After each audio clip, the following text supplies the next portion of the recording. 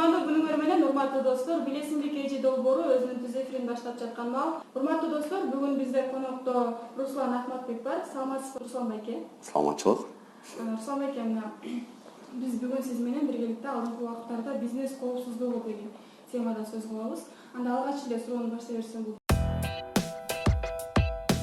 Бизнес коопсуздук дегенде алгач эле ушул суроо берилгенде дароо эле баягы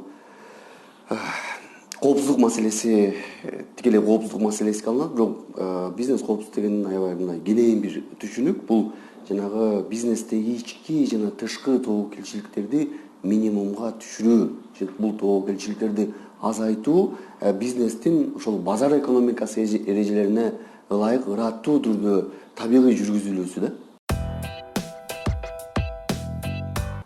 Бизнести түптөгөндөн кийин эң маанилүү маселе ошол бизнести коргоо маселеси болот.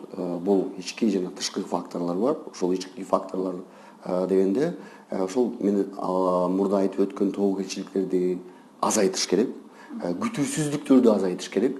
Баягы тобокелчиликтерди жакшылап аныктап, кайсыл жерден сенин бизнесиң мындай жөнөкөй тил менен айтканда кыйшайып кетиши мүмкүн, же болбосо зыянга учурашы мүмкүн. Ошолорду аныктап туруп, ошолордун үстүндө иштеш керек.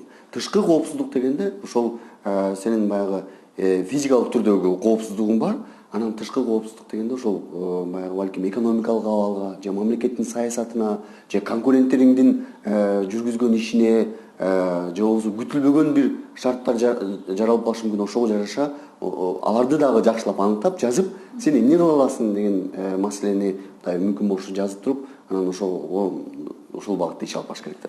Ички жана тышкы факторлор деп атпаймынбы? Ички факторлорго жөн эле жалпак тил менен, жөнөкөй тил менен айтканда, ошол сенин баштап аткан демилгелериңди, сенин баштап аткан кадамдарыңды, сенин жасайын деген нерселериңди сенин алдыңдагы эле иштеген кызматкерлериң жакшы түшүнбөй, саботаж кылышы мүмкүн, зыянга учуратышы мүмкүн, же балким баягы эгер ниети таза болбосо, ошол эле сенин эмеңде кампаңдагы уурдашы мүмкүн, же балким өз ишин туура жасабай, балким ошол эле продукцияңды мисалы чиритип ийиши мүмкүн, же сенин репутацияңа зыян тийгизиши мүмкүн жасаган. Булардын баары алып келип барып сенин бизнесиңе зыян тийгизет.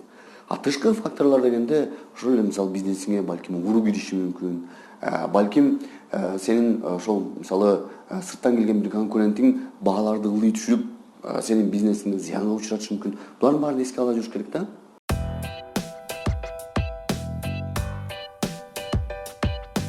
Бизнес баштаарда бизнесмен эң оолу жасап аткан бизнестин эне жибине чейин абдан жакшы билиш керек.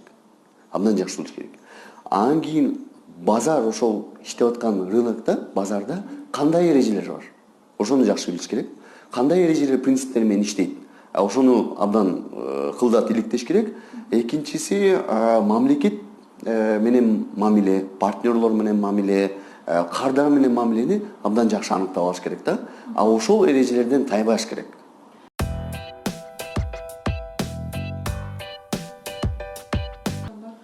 Биздин тажрыйба көрсөтөт да, бизнес ошол өзүнү коопсуз сезиш үчүн эң оолу бизнес легалдуу иштеш керек. Каттоодон өтүш керек. Тийиштүү салыктарды төлөш керек. Мамлекет менен диалогу болуш керек да. Мисалы биз көп учурларда баягы мындай сиз айткан жанагыдай кылмышкерлер кол салган учурда, иликтей баштаганда ишкер айта албайт да, анткени колунда эч бир документ жок. Мисалы менин момча мал мүлкүм бар эле деп айта албайт, анткени алар жок. Көмүскө да бар болуп келгенде, ошон үчүн муну кайтара албайт, абдан кыйналат да.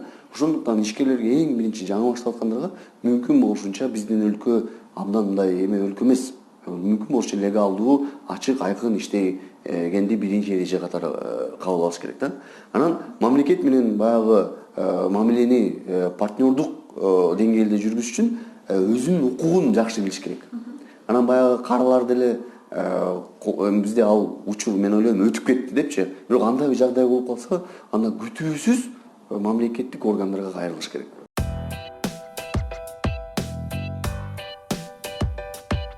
Биринчиден ишкер өзүнүн баягы жасап аткан жумушунун баарын эле өзүнө үйө бербеш керек да. Мисалы бухгалтериянын сөзсүз түрдө адис бухгалтер болуш керек, эсеп кысапты тактаган. Юридикалык маселелерде сөзсүз түрдө такай иштебесе дагы келип кеткен бир юрист болуш керек, же болбосо аутсорсингке бериш керек, же болбосо мындай анын кайрыла турган бир келишими болуш керек юридикалык компания менен. Ошондо бул жанагы ага берилген суроого жооп тийиштүү түрдө деңгээлде жооп берүү мүмкүнчүлүгүнө ээ болот. Экинчиден, баягы бизде ишкерлер өз укугун так билбегендиктен, мисалы келгенде текшерүүчү келгенде эле паникага түшүп эле, анан дароо эле сүйлөшүүгө баштайт да кел сүйлөшөбүз деп эле. Балким сүйлөшө турган жагдай жок. Менин практикамда бир окуя болгон, бир ишкер чалып айтат, мага келип текшерүүчү органдар келди, баарыбызды маски шоу кылып, кол койдуруп, аныбызды алып кетип калды. Анан мен алар менен отуруп сүйлөшүп, берчүсүн берип койдум дейт. Эми эмне кылайын дедим. Мен айттым, анда болду, эми эчтеке кылбай эле коңуз. Кылган баарын кылыптырсыз дедим. Ал эмне кылыш керек? Анан дагы бир мамлекеттик кызматкер ушундай айтып берген. Эми мен эмне кылайын дедим. Мен келсем эле дейт, силердин бухгалтериңер дейт, документтерин көтөрүп алып жүгүрөт дейт. Балким ага, силер ал текшерүүчү силерге келгенге укугу жок. Документин сураңыз, предписание деген нерселер бар, текшерүү уруксаты барбы, ошонун баарын билип туруп, анан биздин өлкөдө эми азыр закондошо баштасаң, эми талан жемиң жедирбейсиң да, жөнөкөй тил менен айткандачы.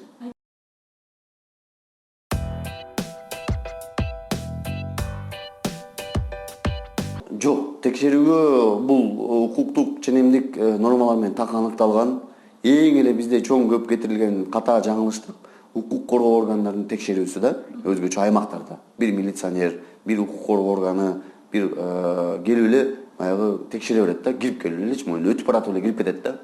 Ошого алардын такыр укугу жок. Алардын такыр укугу жок. Баары деген алдын ала кагаз менен келип, мен текшерип атам деп кирет.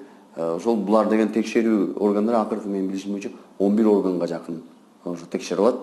Ар бири өз багыты боюнча, коопсуздук ошол эле өрт өчүрүү боюнча, салык, балким жанагы санэпстанция деген алып барган ишмердүүлүгүнө жараша булардын баары белгиленген.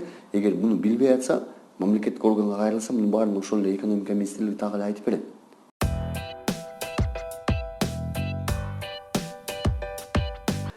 Кыргызстанда абдан көп бизнес жүргүзүү мүмкүнчүлүгү бар.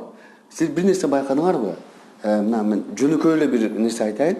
Кыргызстанда дайыма жакшы нерсеге аябай талап күч да. Сиз рынокты жакшы билишиңер керек. Мисалы биз бир нерсе байкадыңарбы?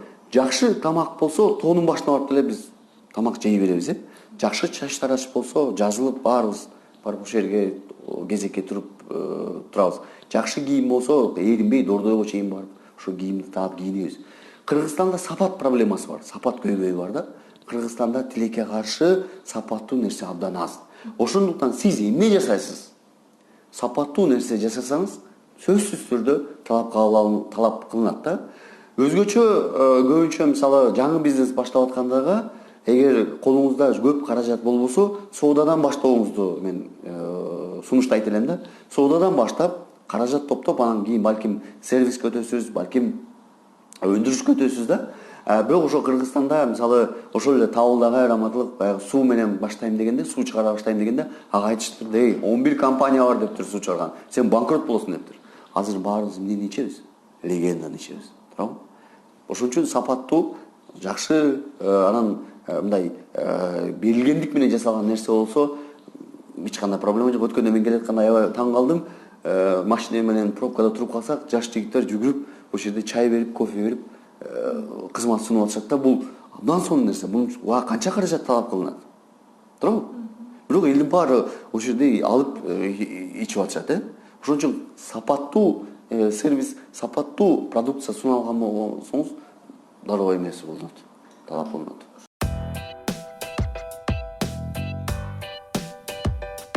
Идеяны табыш үчүн ошол бизнесмендер жүргөн жерде жүрүш керек, калк менен аралашыш керек. Эмнеге талап кылынып атат? Рынокто эмне жок? Эмне жок да? Мисалы ошону байкаш керек. Эмне талап кылынып атат? Абдан көп. Мисалы өткөндө мен бир жаш жигит көрдүм. Ал дагы костюмдарды ижарага берет экен. Жанагы тойго кийген, мааракеге кийген костюмдарды 1000 сомдон 2000 сомдон ижарага берет экен. Алабы десем, аке мен заказга жетиштире албай атам дейт. 1000 сомдон 2000 сомдон. Демек ошондой да талап бар экен. Кантип идея келди десем, ошо досторум мен костюмду сурай берди эле, анан ошондой пайда болду дейт. Же болбосо жанагы өткөндө бизге келин начасы деген эме эжекебиз келип кетти.